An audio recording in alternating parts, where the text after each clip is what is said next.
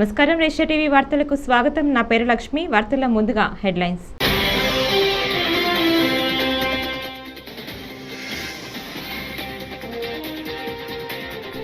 Law and order పై శ్వేతపత్రం విడుదల చేసిన సీఎం చంద్రబాబు.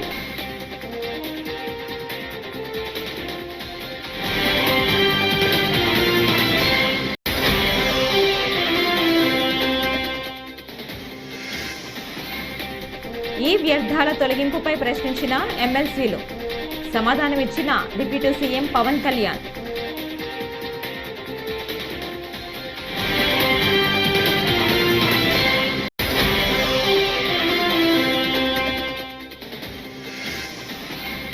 బాధితులంతా వైసీపీ వాళ్లే అయితే ఆ కుటుంబాలను జగన్ ఎందుకు పరామర్శించలేదు? హోంమంత్రి అనిత.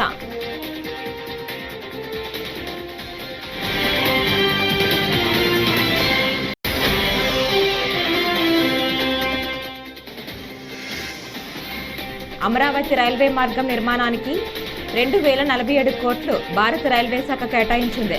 విజయవాడ డిఆర్ఎం నరేంద్ర.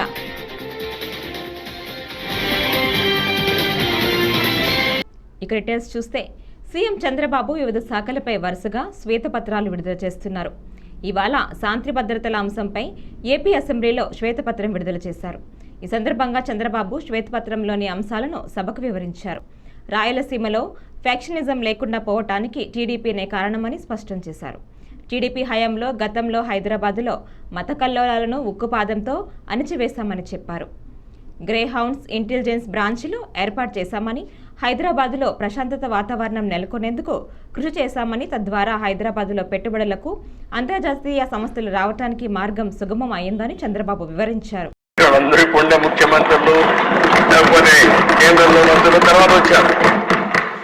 కానీ నాకు చరిత్ర అంతా కూడా చూస్తూ ఉంటాం కదా, దేశ రాజకీయాల్లో ఉంటే ఎక్కడ నాకెవరు తగల్లా కాదు. ఒక అతను దొరికాడు, ఒక నార్త్ కొరియాలో ప్రెసిడెంట్ ఉన్నాడు. చరిత్రలో ఒక అతను ఏంటంటే పాబ్లో ఎస్కోబార్ గెవిరియా. అతను ఇదేనండి, ఎస్కోబార్ అనే వ్యక్తి కొలంబియన్ డ్రగ్ లార్డ్. ఇతను నార్కో టెర్రరిస్ట్. అతను పాలిటీషియన్ అయిపోయాడు. అతను ఏం చేశాడంటే మొత్తం ఒక లీడర్గా తయారై మెడిలిన్ కార్టెల్ అనే పేరు పెట్టి ఈ డ్రగ్స్ అమ్మడానికి కారిడార్స్ ఎస్టాబ్లిష్ చేశాడు. ఎస్టాబ్లిష్ చేసి మొత్తం దీంట్లో $30 బిలియన్ డబ్బులు సంపాదించి అది ఈరోజు $90 బిలియన్ వర్త్ ఆఫ్ వెల్త్ సంపాదించాడు. దీంట్లో ఇది సంపాదించిన తర్వాత మీరు ఒకసారి చూస్తే 76లో అరెస్ట్ అయ్యాడు. 80లో number 1 and richest drug lord of the world. Drugs కూడా మీ ప్రపంచంలో రిచెస్ట్ ఫెలో కావచ్చు, వ్యాపారాలు చేసి కావచ్చు. కానీ ఇప్పుడు మాజీ ముఖ్యమంత్రి ఉద్దేశం ఏంటి? ఆయన కూడా అదే కావాలి. ఆయన ఏమనుకున్నా అంటే టాటా, రిలయన్స్, అదానీ ఇలాంటి వాళ్ళ డబ్బులు ఉన్నాయి, వాళ్ళకంటే నేను ఎక్కువగా సంపాదించాలనేది ఆయన కోరిక.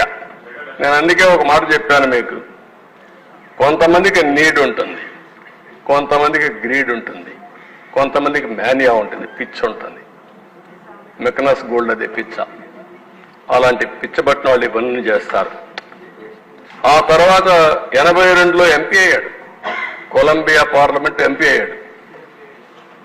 82లో అమెరికా అరెస్ట్ చేయాలంటే మేడ్ డీల్ విత్ కొలంబియా ప్రెసిడెంట్తో ఇతను ఓన్ ప్రిజన్ ఒకటి క్రియేట్ చేసుకొని లా క్యాథెడ్రల్ అనే ఒక ప్రిజన్ మంచి హిల్స్లో కట్టుకొని అక్కడే ఉంటా అన్నాడు.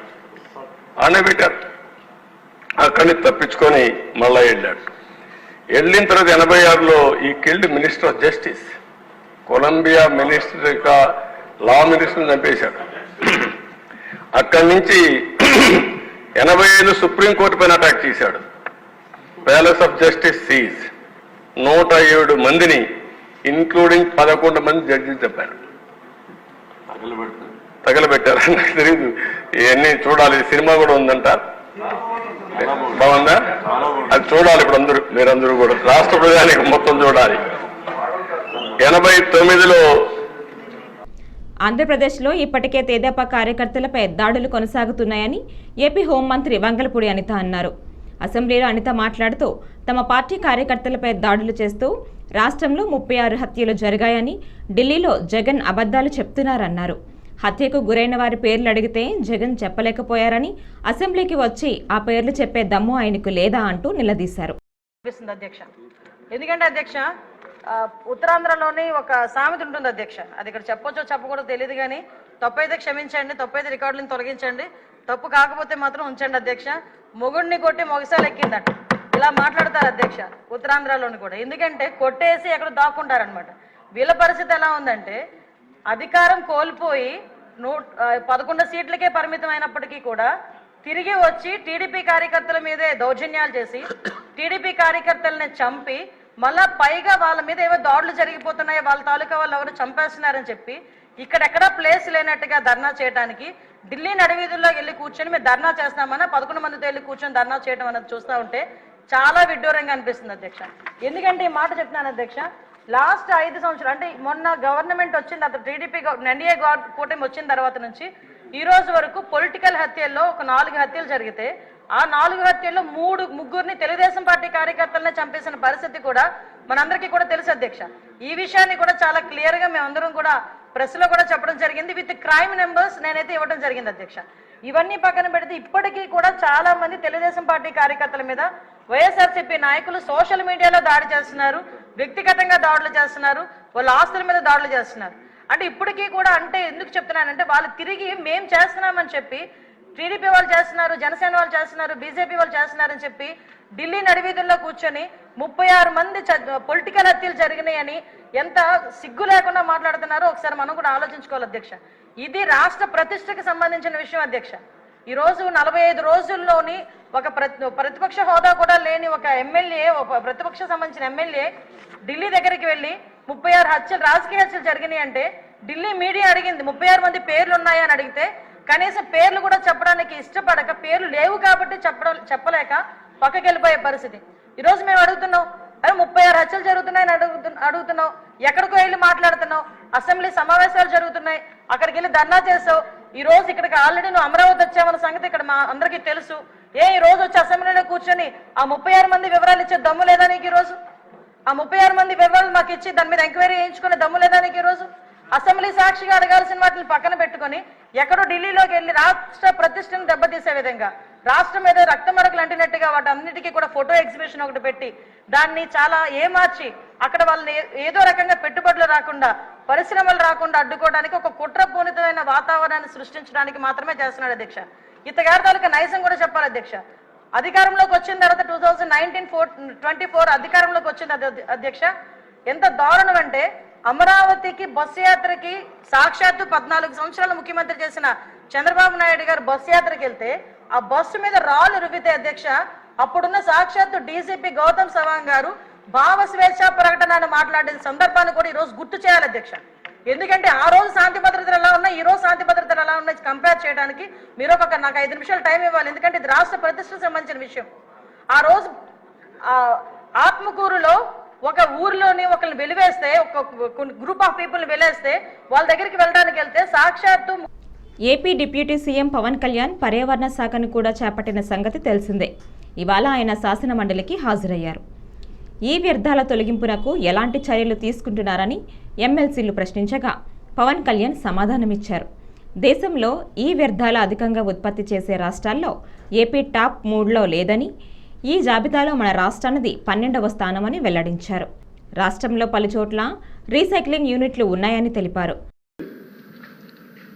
ఇది ఉమ్మడి తెలంగాణ రాష్ట్రాన్ని కలుపుకుంటే ఏదైనా 3వ స్థానంలో తెలంగాణ ఉంది, ఆంధ్రప్రదేశ్ లేదు అధ్యక్ష. 2, అయితే రాష్ట్రంలో ఎలక్ట్రానిక్ వ్యర్థాలను సక్రమంగా తరలించేందుకు ప్రభుత్వం తీసుకుంటున్న చర్యలు ఏమిటి?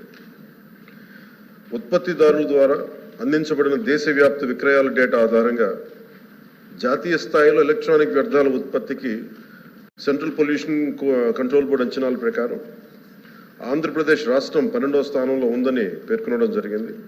దానికి అనుబంధంగా నకలు కూడా జత చేయడమైంది. భారత ప్రభుత్వ పర్యావరణ, అటవీ, వాతావరణ మార్పుల మంత్రిత్వ శాఖ ఎలక్ట్రానిక్ వ్యర్థాల నిర్వహణ నిబంధనలను తెలియజేసింది. ఆంధ్రప్రదేశ్లో 1 ఏప్రిల్ 2023 నుండి ఇప్పటి వరకు అమలు చేయబడుతుంది. ప్రస్తుతం ఎలక్ట్రానిక్ వ్యర్థాలను తరలించడం, రీసైకిల్ మరియు శుభ్రం చేయడానికి ఆంధ్రప్రదేశ్ రాష్ట్రంలో 6 ఎలక్ట్రానిక్ వ్యర్థాల రీసైక్లర్స్ వ్యర్థాల సేకరణ కోసం నమోదయ్యాయి. రాష్ట్రంలో ఉత్పత్తి అయ్యే మొత్తం ఎలక్ట్రానిక్ వ్యర్థాలను ఎలక్ట్రానిక్ వ్యర్థాల రీసైక్లర్స్ ద్వారా సేకరణ జరుగుతున్నది. ఎలక్ట్రానిక్ వ్యర్థాల రీసైక్లర్స్ వ్యర్థాలను ప్లాస్టిక్లు, విలువైన ఇతర లోహాల, ప్రమాదకర వ్యర్థాలు మరియు ఇతర పదార్థాలుగా విభజించడం జరుగుతుంది. ప్లాస్టిక్ వ్యర్థాలను గ్రాన్యూల్స్ గాను, పెల్లెట్స్ తయారీ కోసం ప్లాస్టిక్ వ్యర్థాల ప్రక్రియ యూనిట్కు తరలించడం జరుగుతూ ఉంటుంది. ప్రీ ప్రాసెసర్లు, కో ప్రాసెసర్లు, ట్రీట్మెంట్, స్టోరేజ్, ప్రమాదకరమైన వ్యర్థాలను తరలించే సౌకర్యం environment protection training treatment, storage and disposable ఫెసిలిటీకి తరలించే సౌకర్యం అధ్యక్ష. ఎలక్ట్రానిక్ వ్యర్థాల రీసైక్లింగ్ యూనిట్ల ద్వారా విలువైన ఇతర లోహాలు సంగ్రహించడం అవుతుంది. మరి ఇనర్ట్ మెటీరియల్ తరలించడానికి తదుపరి శాస్త్రీయ ట్రీట్మెంట్ కోసం TSDFకి అంటే ట్రీట్మెంట్, స్టోరేజ్, డిస్పోజల్ ఫెసిలిటీకి దీన్ని తరలించబడుతుంది. మరిన్ని వివరాలన్నీ అనుబంధంలో జతచేయండి.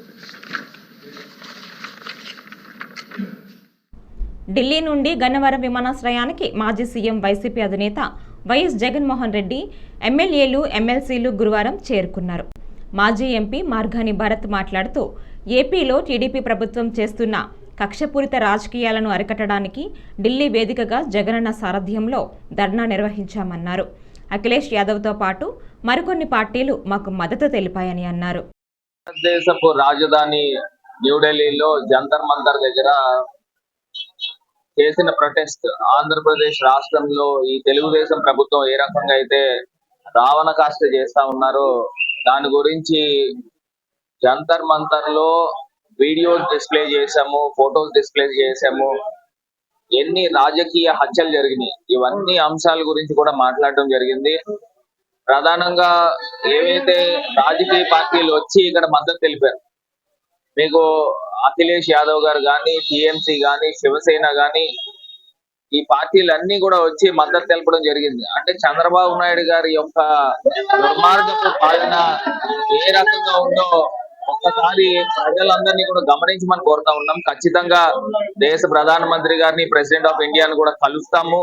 అపాయింట్మెంట్స్ కూడా రిక్వెస్ట్ చేసాం. ఖచ్చితంగా అపాయింట్మెంట్స్ వచ్చిన తర్వాత ఆంధ్రప్రదేశ్ రాష్ట్రంలో ఈ కక్షపూరితమైన ఈ అంశాల గురించి ఇక్కడి నుంచైనా ఫుల్ స్టాప్ పెట్టమని ఢిల్లీ వేదికగా మరి జగన్ అన్న అక్కడికి వచ్చి గర్జించడం జరిగింది. ఖచ్చితంగా రాబోయే రోజుల్లో ఏదైతే చంద్రబాబు నాయుడు గారికి తగిన గుణపాఠం తెలియపరుస్తారని భావిస్తాం. అమరావతి రైల్వే మార్గం నిర్మాణానికి 2047 కోట్లు భారత్ రైల్వే శాఖ కేటాయించింది. 56 కిలోమీటర్ల మేర రైల్వే లైన్కు సంబంధించిన DPR పూర్తయింది. దీనికి నీతి ఆయోగ్ కూడా అనుమతిచ్చిందని విజయవాడ రైల్వే DRM నరేంద్ర ఏ పాటిల్ తెలిపారు. బుధవారం విలేకరుల సమావేశంలో ఆయన మాట్లాడుతూ రాష్ట్రానికి బడ్జెట్లో అత్యధిక ప్రాధాన్యం ఇచ్చారన్నారు. 9,152 కోట్లు కేటాయించారని చెప్పారు. Interim budget 500 crores have been allotted. Similarly, Kazipet to Vijayawada third line project also have been given a 310 crore interim budget allotment. Apart from that, these were some of the major budget allotment. The details will be available when we get the detailed pink book. And in a short while, Honorable Railway Minister will also be addressing the media across the country.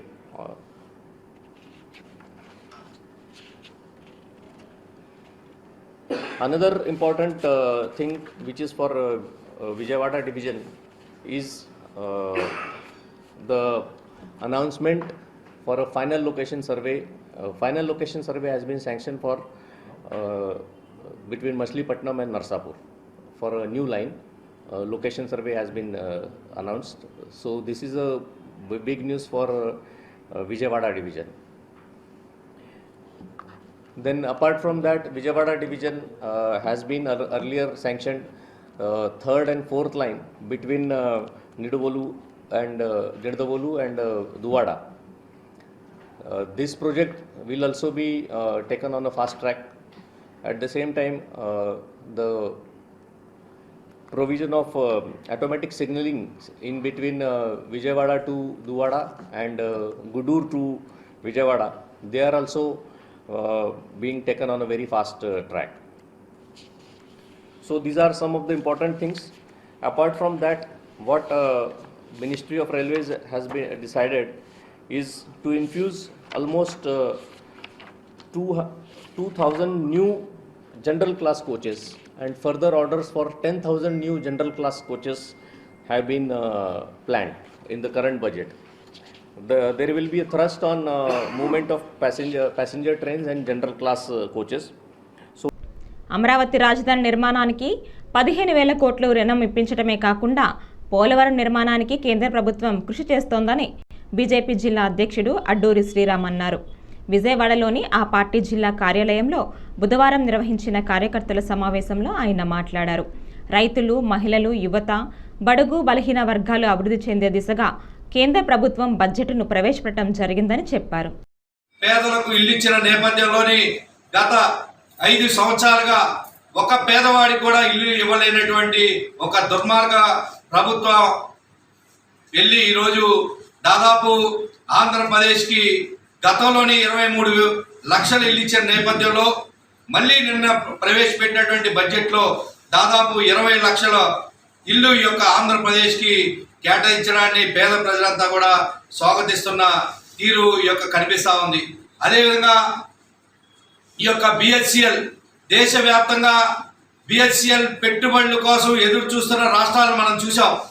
అనేక అభివృద్ధి చెందినటువంటి గుజరాత్ కావచ్చు, మహారాష్ట్ర, బొంబాయి కావచ్చు, ఇలా అనేక రాష్ట్రాలు ఆతృతతో మా రాష్ట్రానికి రావాలని ఎదురు చూస్తూ అనేక రకాలుగా చూస్తున్న నేపథ్యంలోని నరేంద్ర మోడీ గారు ఆంధ్రప్రదేశ్ గత 5 సంవత్సరాలుగా వెనకపడిన తీరును చూసి బిహెచ్సిఎల్ ఏదైతే ఉందో 60,000 కోట్లు 64,000 కోట్ల పెట్టుబడి ఈ యొక్క ఆంధ్రప్రదేశ్కి వెళ్లాల్సిందే అనేటువంటి ఒక గట్టి నిర్ణయంతో బిహెచ్సిఎల్ పెట్టుబడులు పెట్టే దీన్ని ఆంధ్రప్రదేశ్కి ఇవ్వడాన్ని కూడా ఈరోజు ఈ యొక్క ఆంధ్రప్రదేశ్లో ఉన్నటువంటి యువత అంతా కూడా స్వాగతిస్తున్న తీరు కనిపిస్తూ ఉంది. వ్యవసాయదారులు అనేక రకాలుగా 5 సంవత్సరాలుగా ఇబ్బంది పడుతున్న తీరు మనం చూడడం జరిగింది.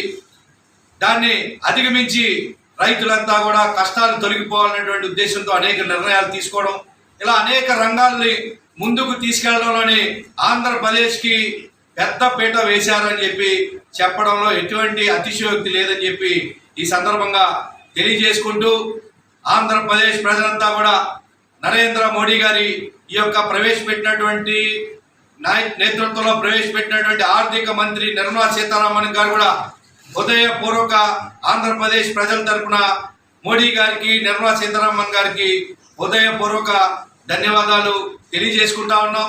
ముఖ్యంగా ఆంధ్రప్రదేశ్ జీవనాడి పోలవరం, ఈ యొక్క పోలవరానికి పూర్తి నిధులు కేటాయిస్తామని చెప్పి చెప్పడాన్ని కూడా భారతీయ జనతా పార్టీ తరఫున, ముఖ్యంగా ఈ యొక్క ఆంధ్రప్రదేశ్ తరఫున రాష్ట్రంలో ఎప్పుడూ లేని విధంగా టీడీఆర్ బాండ్ల జారీలో పెద్ద స్కామ్ జరిగిందని మంత్రి నారాయణ అన్నారు.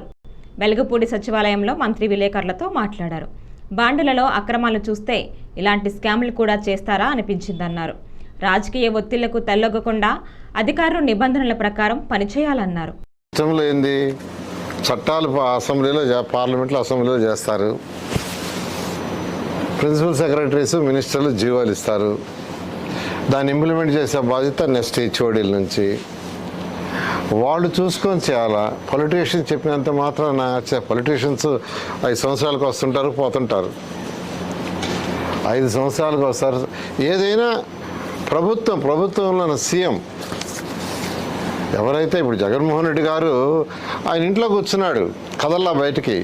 ఏంటంటే ఎవరైతే నాయకుడు ఉంటారో ఆ నాయకుడు ప్రజల మధ్య ఉండి ప్రజలతో మాట్లాడతా, అధికారులతో మాట్లాడతా, ప్రజలతో ఇంటరాక్షన్ అవుతుంటే ఉండవు. ఆయన కేవలం రూమ్లో కూర్చున్నాడు, కదల్లా బయటికి రాకపోయేళ్ళకే ఎవరి పార్టీకి వాళ్ళు ప్రజాప్రతినిధులు వాళ్ళ పార్టీకి వాళ్ళు ఇన్స్ట్రక్షన్ ఇచ్చారు, దానికి అధికారులు చేశారు. అధికారులకు భయం. అధికారులు ఏం చేస్తారు, ఎక్కడ ట్రాన్స్ఫర్ చేస్తారు, ఎక్కడ తీసుకుపోయి ఎక్కడ పడేస్తారనే భయంతో వాళ్ళు చేస్తారు.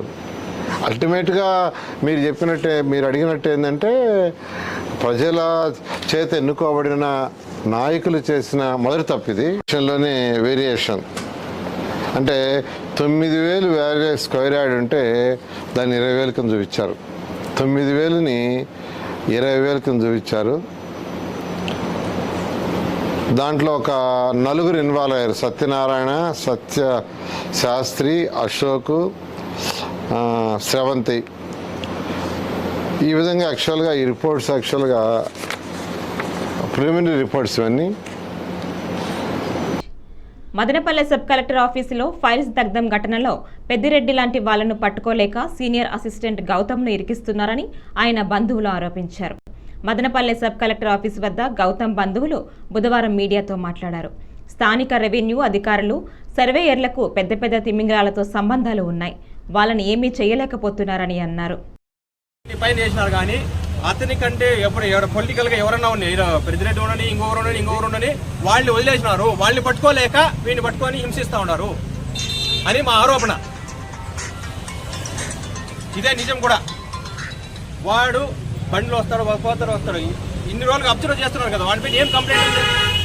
పలమనేరులో ఒక ఇన్సిడెంట్ రాసుకోండి. ఇది కూడా పలమనేరులో ఎంబీటీ రోడ్డు, ఇదే ఎంబీటీ రోడ్డు 4 ఏళ్లుగా పెండింగ్ ఉంటే వీడు 2 రోజులు నిలబట్టుకొని ఆర్డర్ ఇస్తే 2 రోజులు నిలబడి మొత్తం ఎంక్రోచ్మెంట్స్ అంతా క్లియర్ చేసి గవర్నమెంట్ ఇచ్చాడండి.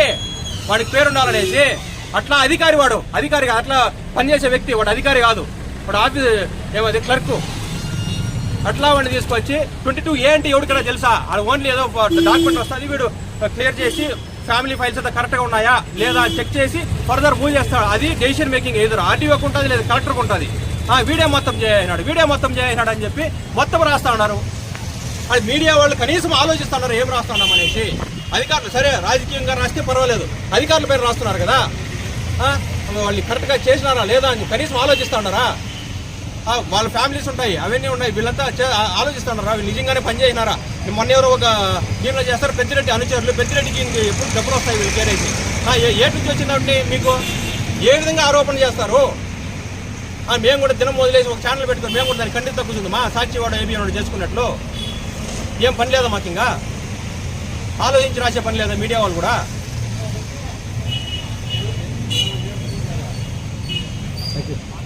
శ్రీకాళహస్తీశ్వర దేవస్థాన ఆలయంలో గురుదక్షిణామూర్తికి గురువారం అభిషేకాలు నిర్వహించారు. ముందుగా కలశ స్థాపన, గణపతి పూజ వచనం, వరుణ పూజ, కలశానికి పుష్పాలతో పూజలు చేసి గురుదక్షిణామూర్తికి పాలు, పెరుగు, చందనం, విభూతితో అభిషేకం చేశారు. విశేషంగా భక్తులు గురుదక్షిణామూర్తి అభిషేకంలో పాల్గొన్నారు.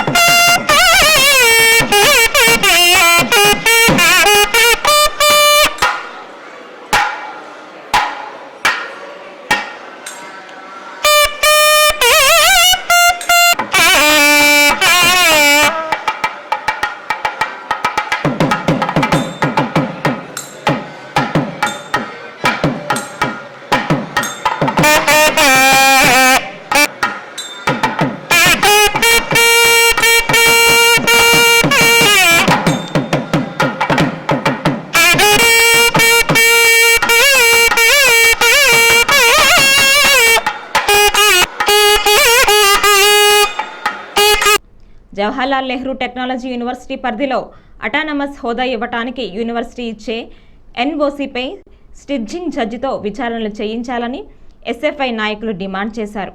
ఈ మేరకు గురువారం జేఎన్టీయూకే యూనివర్సిటీ గేటు వద్ద ఎస్ఎఫ్ఐ ఆధ్వర్యంలో ధర్నా నిర్వహించారు. ఈ సందర్భంగా ఎస్ఎఫ్ఐ కాకినాడ జిల్లా కార్యదర్శి ఎం గంగా సూరిబాబు మాట్లాడుతూ జేఎన్టీయూకే ప్రతిష్టను దిగజార్చే విధంగా అధికారులు వ్యవహరించారన్నారు. ఎస్ఎఫ్ఐ కాకినాడ జిల్లా కార్యదర్శి ఈ రోజు జేఎన్టీయూ వద్ద ఏదైతే గత 16 సంవత్సరాల నుంచి 48 కాలేజీలకి జేఎన్టీయూ పరిధిలో ఉన్నటువంటి కాలేజీలకి ఏదైతే అటానమస్ హోదాను కల్పించారు, గత 4-5 సంవత్సరాల కాలంలోనే అత్యధిక కాలేజీలకి ఎన్ఓసీలని, ఏదైతే అటానమస్ కి సంబంధించి ఎన్ఓసీలని జేఎన్టీయూ వీసీ గారు అదేవిధంగా రిజిస్టర్ గారు ఇచ్చారు. దీని మీద సంబంధించి హైకోర్టు మొన్న సంబంధించి కేసును కూడా ఈ సిబిసిఐడికి ఫార్వర్డ్ చేస్తామని తెలియజేశారు. ఒక ఎన్ఓసి అటానమస్ కాలేజీలు జేఎన్టీయూ పరిధిలో అవ్వాలంటే ఎటువంటి నామ్స్ ఉన్నారో ఆ నామ్స్ అన్ని కూడా ఈరోజు ప్రైవేట్ కాలేజీలో ఉన్నాయో లేదో కూడా తెలియని పరిస్థితులు. ఈ రోజు దానికి సంబంధించి ఎన్ఓసీల్ని ఇక్కడ ఉన్న అధికారులు రాజకీయ పలుకుబడి లేకపోతే ఆర్థిక పరమైన విషయాలకు సంబంధించి ఈ రోజు ఇచ్చారనేది వాదన కోర్టులో జరుగుతూ ఉంది. ఈ రోజు గత 20 సంవత్సరాల కాలంలో గవర్నమెంట్ కాలేజీలకి అటానమస్ హోదా రావాలంటే ఏదైతే పర్మనెంట్ స్టాఫ్ ఉండాలి, పిహెచ్డి క్వాలిఫికేషన్ సంబంధించి ప్రొఫెసర్లు ఉండాలి, ఆ కాలేజీలో పాస్ పర్సెంటేజ్ ఉండాలి, గత 10 సంవత్సరాల నుంచి ఆ కాలేజీ ఉండాలి. కానీ ఈ రోజు ఎటువంటి నిబంధనలు పాటించారో తెలియకుండా ఈ గత 5 సంవత్సరాల కాలంలో ఎక్కువ కాలేజీలకి ఈ రోజు అటానమస్ హోదా పరిపాలించారు.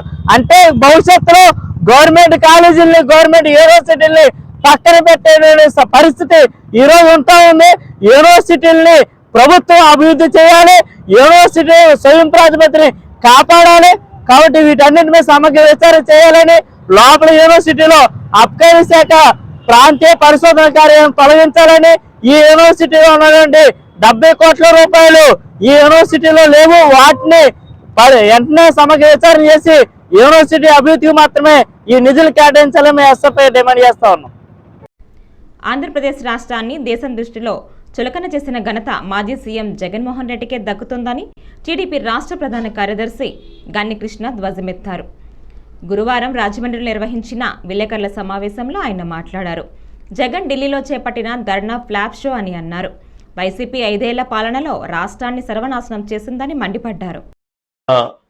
5 ఏళ్ల అరాచక అవినీతి పాలనలో రాష్ట్రాన్ని దేశం దృష్టిలో నవ్వులు పాలు చేసి రాష్ట్ర ఆర్థిక పరిస్థితులు కానీ లేకపోతే పరిపాలన కానీ భ్రష్టు పట్టించిన జగన్మోహన్ రెడ్డి గారు మళ్ళీ ఈ ధర్నా పేరుతో ఢిల్లీ వెళ్ళి ధర్నా పేరుతో మరింతగా దేశ ప్రజల దృష్టిలో ఆంధ్రప్రదేశ్ రాష్ట్రాన్ని నవ్వులు పాలు చేస్తున్నారు. అక్కడ అది చాలా విచారకరమైన విషయం. అది ఎందుకంటే తన మీద ఉన్న కేసులు ఆల్రెడీ, ఎందుకంటే తను వాయిదాలకు వెళ్ళడానికి ఇన్నాళ్ళు కూడా ఏవో అధికారిక కార్యక్రమాల పేరుతోటి ఎగ్గొట్టినా కానీ కోర్టులు ఇంకేమాత్రం కూడా ఉపేక్షించే పరిస్థితి లేదు. ఎందుకంటే అటు కేంద్ర ప్రభుత్వం లో ఉన్న భారతీయ జనతా పార్టీ కూడా తనకు ఏమాత్రం కూడా సహకరించదు ఇంకా భవిష్యత్తులో అన్న అభిప్రాయానికి వచ్చిన తర్వాత ఇప్పుడు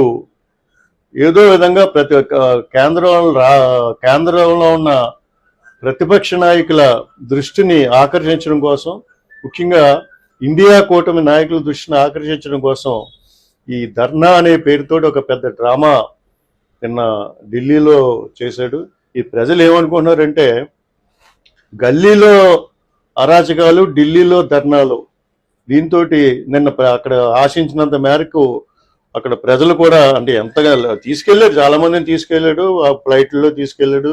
ఇదివరకైతే ఓన్ ప్రైవేట్ ఫ్లైట్లో వెళ్ళే మనిషి ఇప్పుడు అధికారంలో లేదు కాబట్టి ఫ్లైట్లో ఎయిర్ ఇండియాలోనూ వాటిలో తీసుకెళ్ళా కానీ వీళ్ళు తప్పితే అక్కడ, లేకపోతే అక్కడ ఉన్న పోలీసులు తప్పితే ఇంకా అక్కడ ఏమాత్రం కూడా జన స్పందన ఏమాత్రం కూడా అక్కడ లేదని వార్తలు వచ్చాయి. ఈ వార్తలు ఇంతటితో సమాప్తం. నమస్కారం.